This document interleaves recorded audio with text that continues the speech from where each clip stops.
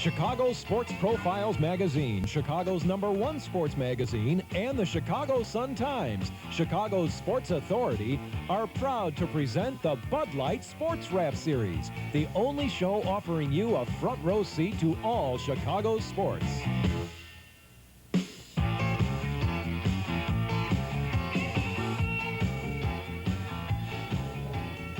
Hi, and welcome to the Bud Light Sports Wrap Show. I'm Otis Wilson, and this is brought to you in part by Chicago Sports Profile Magazine and Chicago Sun-Times.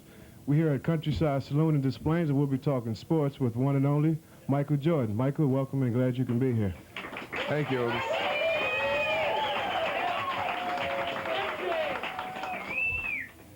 Michael, let's talk a little bit about growing up in Wilmington, and how was it for you growing up down there? Well, actually, Otis, I was born in Brooklyn, right around the corner from where you were doing crime at your young age. But I moved to Wilmington when I was about 1, 2 years old, and I grew up in Wilmington, and I was pretty laid back. The atmosphere there was more or less a resident away from a big city, and it was pretty easy for my parents to teach me right from wrong, instead of growing up in a big city where the influences would be a lot from the other people around you. But in a resident area that in Wilmington, it was much easier for me to learn right from wrong, which is something that I try to use every day today. Well, I understand your parents were, great influence on you, as well as your oldest brother. And what got you? I mean, were you dominating as far as like playing a lot of sports when you grew up? Because I understand you played a little basketball, played a little football, and even a little baseball. Tell me about your football career. That's what I want to hear about the most. No, you don't know about my football career. Because I heard you was a quarterback, and no, in high school, when I played football, well, in high school in general, you try to be an athlete. An athlete was a guy who played all sports. You know, you played soccer, you played basketball, you played football, you ran track, you did everything. And this is what I tried to do. I played football my first year in high school, and I had the most unique position that anybody can have, and that was quarterback running back. And I said quick like that because every time I would drop back, my line would fold, and I found myself I'm running the ball the whole time. But after a few years, I got hurt playing football, and I pinched a nerve in my left shoulder twice in a row, and my mother told me to quit playing football. So she told me to pick up something else that was more conducive in terms of me not getting hurt. So I started to play basketball, and as you can see, it's better off than football for me. Well, I tell you, we'll pick up on that when we come back. We're going to take a break, and we'll be right back with more talk with Michael Jordan.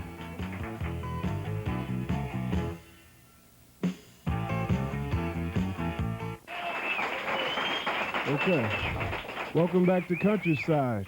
I'm Otis Wilson, and this is Bud Light Sports Wrap Show, brought to you in part by Chicago Sports Profile Magazine and the Chicago Sun-Times. Joining me tonight is everyone's favorite, Michael Jordan.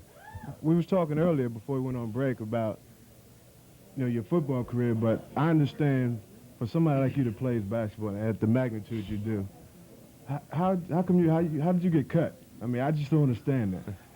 Well, growing up, I got cut in my 10th grade year where I wasn't quite as tall as I am now. I was about 5'11", and my skills were not where they are now. It was just beginning to come into myself, and the varsity team was much better than I ever thought they were, and it would have been tough for me to be on that team and actually played. So the coach, I think, in his theory that he told me afterwards, that he felt that he would cut me, send me to JV, give me the opportunity to play and build up my skills, and then the next year I would have an opportunity to make the varsity to play some.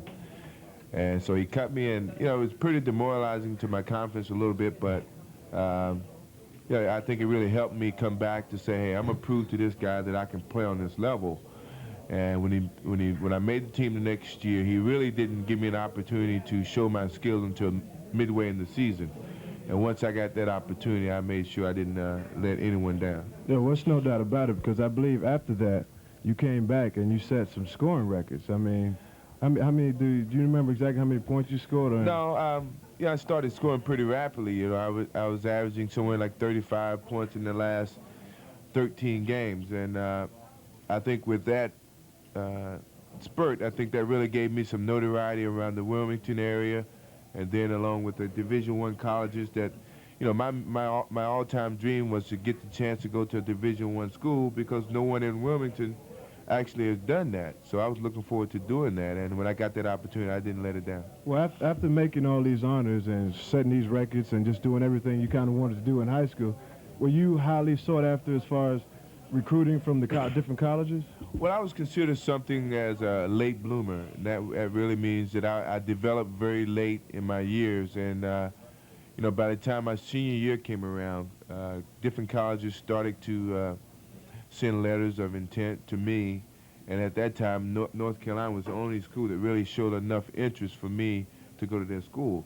So I committed very early. I committed November 1st, way before the season actually got started for high school.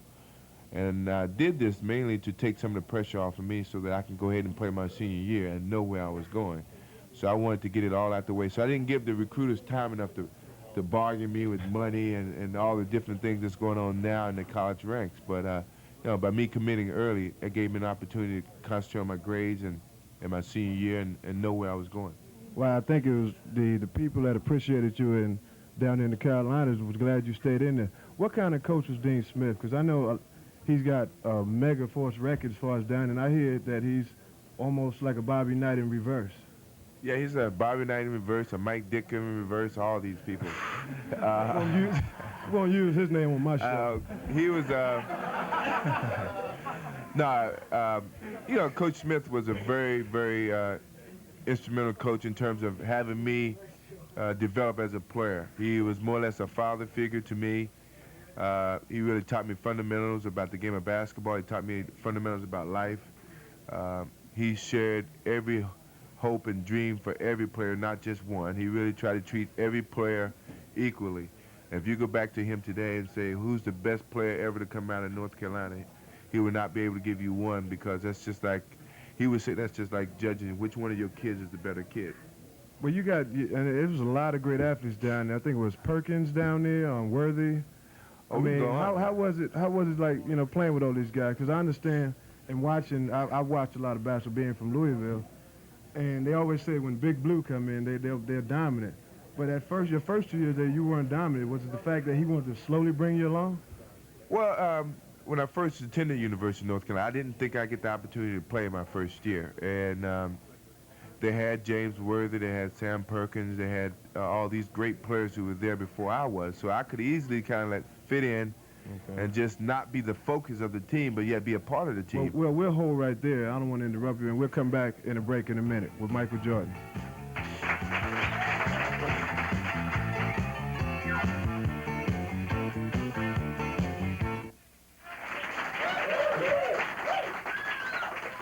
Welcome back to the Bud Light Sports Wrap Show, brought to you in part by the Chicago Sun-Times and Club Med Vacation. Michael, we were just talking earlier about, Dean Smith and with all those great players. But tell me if I got it right, though. You really got most of your recognition in that NCAA championship against Georgetown when you made that last shot. It seemed like that shot right there elevated your career. I think so. Being in my first year in college, I think that with that shot, it kind of put me on the map in terms of the public notoriety. It was a chance to really be seen on national television at the same time of winning a national championship. And I think a lot of people are going to remember me for that shot, if not for anything else, because I think it propelled my career very, very high and really gave me the confidence to compete on that level later in my years. Well, there's no doubt about it. After, you set scoring records in high school, you set them in college, and I mean, you were the NCAA Player of the Year down there? Yeah, I was Player of the Year twice a year in a row, and it really was fun playing for Coach Smith. I think you're going to be on TV all the time. With notoriety that Carolina program has had, they seem to get on TV a lot more than Louisville. But I tell you, he's tough. But you left school early because I mean, they have that thing in basketball. I wish they did have it in football at times, but where you can play out to your junior year and you have the option whether to go into the pro ranks or stay next year. You got your degree, you came back. What was your thinking at that time? Well, it's not just after your junior year. You can leave college at any point in time. You can leave after your first year, after your second year. It doesn't make a difference. But what really just made me decide to leave college was I was so close to getting my degree that it wouldn't take me much to go back and get my degree. At the same time, Coach Smith really felt I would go in the top 3 picks, saying that I was going to have a guaranteed contract for at least 4 or 5 years, and that would financially get me stable for a while, if not career-wise. And I think it was just something that I had to look back in my college career and ask myself, is there anything else that I can to achieve on that level? I won every individual award possible on that level, and as a team, we won everything as a team. So the only thing that I could really do was repeat all those. So I opted to go pro mainly because I had the opportunity to achieve everything possible on the college level. Well, you know, and I know after you left there, you went to the U.S. Olympic team, and there you were named the captain, and I think you were your 9-0 record. What kind of experience was that for somebody, you know, young guy coming out of college playing, you know, for the U.S. of A? I think it's going to be a great experience for any athlete to represent the United States. I think, first of all, you're going to be representing your family, and that's enough. But then you're going to be representing either your university or your track club or wherever you're going to be representing. And also, you're going to be representing the United States, and that's a lot more than any young athletes can bear. And sometimes it's going to be pressure, but for the most part, it's going to be something of a privilege to represent the United States.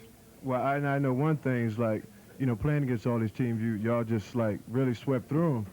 But then when you came back over here, y'all started playing against NBA teams. Was there some mental thing? Because I know making the transition from college ranks to the NBA, you got a lot of, you know, top gunners. I mean, everybody's equal, it seemed like. Well, I think the idea of us in the Olympics were to play the NBA teams first, and I think that they felt that would be type of a test for us to get ready for the Olympics. If we can beat our NBA All-Stars, who we feel is probably the best players in the world, a lot better than any European teams, then they felt that we'd be ready to play any Olympic team. And we beat the NBA teams 8 times, and then we went into the Olympics with a lot of confidence, feeling that we beat the best players in the world. Anything that we compare after that was second best. So we went into the Olympics knowing that we could win it. And the only way we wouldn't win it was because mentally we were not prepared. But Bobby Knight made sure we was mentally prepared. Okay, well, you know, now you come into a situation where, you know, you get drafted here by Chicago, and the new kid on the block, I'd say, in the foot basketball. Did you really think that you can just dominate like you did in college, or did you just want to fit in and just do well? Well, I wanted to do well initially. I was coming to a program that really hasn't been doing well in the past. And only way I could see myself was to go up. They were starting at the bottom. Attendance was a little less than 6,000 a game. And they wanted to move themselves in an upward and more positive direction. And so with myself coming into Chicago, I saw my opportunities to step up and be a player and take some of that responsibility. And it seems as though it worked out very, very well for me. I got the chance to play, which exploited my skills a lot more, and I became known as a much better basketball player, later be known as a one-man team. But I think that's going to change in Chicago. Yeah, well, we're going to take a break, and we'll be right back in 30 seconds.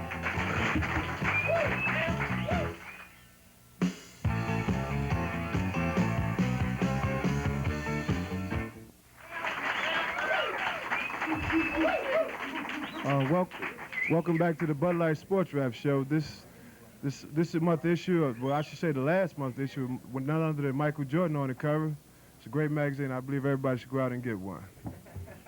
Michael, before we went on our break, we was talking about, you know, how you just come back into the league, but not only that you came into the league dominating, but you ended up as a Rookie of the Year. It's like just one more honor after another. Well, I mean, where do you stop? Well, hopefully to a world championship. I think I really came in with the idea of just trying to prove myself, and I had the idea of starting at the lowest on the totem pole and trying to work my way up to the top. And I did it a lot faster than I ever could dream of. Things started happening so abruptly and so positively, and it just started rolling in. And I didn't know exactly how to respond to it, except for to be thankful and very positive about it. And I hope it continues to be that way. I did go through some adversities the following year once I got hurt, but I came off of that pretty well, and it seems as though I'm continuing to roll pretty good. Yeah, that was one of my next questions, though, because, I mean, you played and you came in, then all of a sudden you got that injury to your foot, I think it was. Did that mentally, like, set you back? Did you feel like you had to go back out there and prove yourself, or were you tentative? I think what it really did to me was wake me up from a dream. Actually, everything was happening so positive that I felt I could play the game forever. Without even having any problems of injuries or ever getting tired of the game.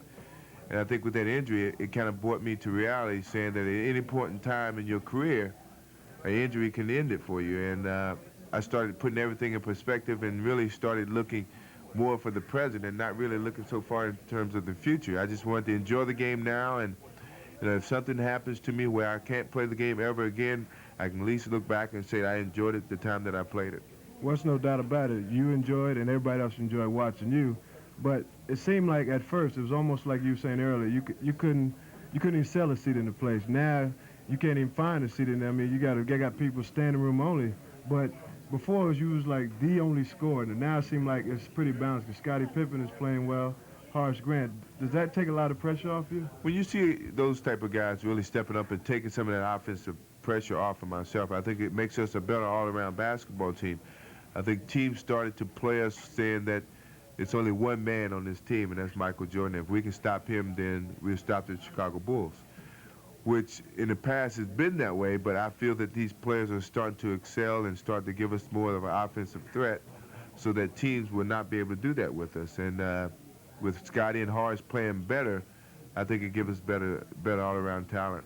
Well, I know, you found out this past summer that your main man, Charles Oakley, was leaving, and, Cartwright came in. What do you think about that situation? Because Cartwright is playing some good basketball right now. He's starting to play a little bit better than what he was at the beginning of the year. Initially, when the trade happened, I was a little disappointed. I was a little upset because the closeness that I had with Charles Oakley.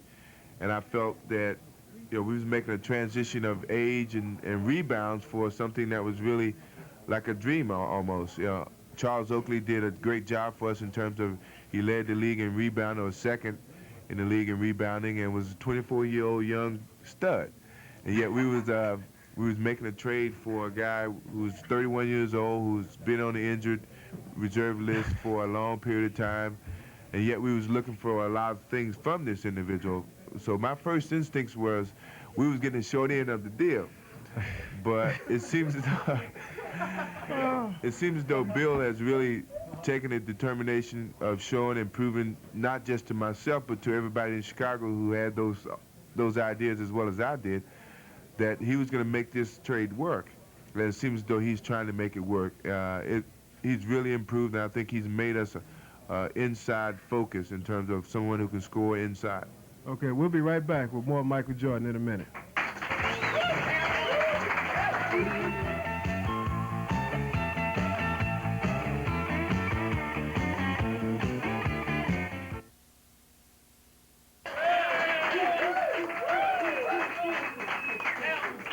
The Bud Light Sports Draft Show and the Chicago Sports Profile magazine welcomes you back. Michael, we were talking about before we left about, what do you get more satisfaction out of? Stealing the basketball from somebody, driving down court, or just an offensive? Because you're so balanced. Everybody at one point looked at you as a high-scoring threat, but yet you showed that balance where you can do both. Well, I think defense takes a lot more determination and pride, actually. So my most enjoyment comes out of defense and being able to steal the ball or, block a shot here or there. I think that's probably the most enjoyment because most people don't like it. And anybody like to do something that most people don't do. But I like to be known as an all-around player, by sure. And you've proven that. And since Wilt Chamberlain, the only guy to score, 10,000 points in less than, 300 games? Yeah, I did it in 303. And, to be considered in Wilt Chamberlain's class at any point in time, you really have to take that as a compliment and praise it pretty hard. I don't think I never really quite thought I would be considered in the same line as Wilt Chamberlain. But where do it stop? This early in your career. I hope it never stops. I tell you, you won every honor there is. The All-Star game, this past All-Star game, I wanted to touch on it earlier. You didn't enter the slam dunk tournament. For what reason was that? Well, my knee has been giving me problems. I heard it about 3.5 weeks ago, and after every game, it seemed to to give me a little bit more problems. And the doctor advised me to take more time and relax and stay off the knee. He felt that the slam dunk probably aggravated even more than playing in a game. And I didn't want to take that risk, so I decided to stay out of it. Well, I heard this somewhere, and you've kind of proven that fact, and I just want to hear your opinion about it. You scored 63 points in one playoff game. That's the highest points that ever been scored. Is it because of the fact that you don't like the Boston Celtics? Tell me about that story. I want to hear about that. Well, not just because I don't like the Boston Celtics, but it was at a time where I was really trying to come back and prove something to everyone who told me that I should take the rest of the season off and relax and go play golf somewhere. But I wanted to come back and make sure my team get in the playoffs, and once it got in the playoffs, I wanted to prove that I was healthy enough to be back. Anheuser-Busch has just donated some basketball, tickets to one of the Bulls games, and we're going to raffle some tickets off here. Somebody out there is going to be lucky to get to go see Michael Jordan in person, and matter of fact, I'm going to let Michael call out the numbers here. Okay, the winning number is 96046. Read that, 96046. Okay, and the next number. Hold on one second. The next number is 96064. 96064. Anybody going once? Going twice? Well, I tell you what, you're a lucky guy. Nobody claimed the other one. I'm going to come up there and I'm going to go with him. But I tell you, in closing, the Bud Light Sports Draft Show thanks you. The Countryside here in Des Plaines want to thank you. I want to thank my guest, Michael Jordan, and thank all of you for being out here. And it was a pleasure. Thank you.